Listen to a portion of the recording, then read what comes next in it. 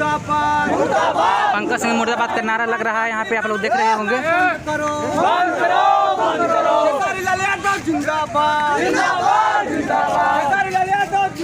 और आप लोग देख रहे होंगे काफ़ी भीड़ लग चुका है यहाँ पे, लगभग 2 किलोमीटर तक यहाँ पे गाड़ी भी लग चुकी है,